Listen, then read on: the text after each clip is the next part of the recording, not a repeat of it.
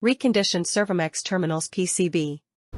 For testing we use 220-volt AC power supply, a spare oxygen analyzer. Observe that, upon powering up the unit, the analyzer operates normally. In addition, we measured the outputs on the PCB, and all values are within the manufacturer's specifications.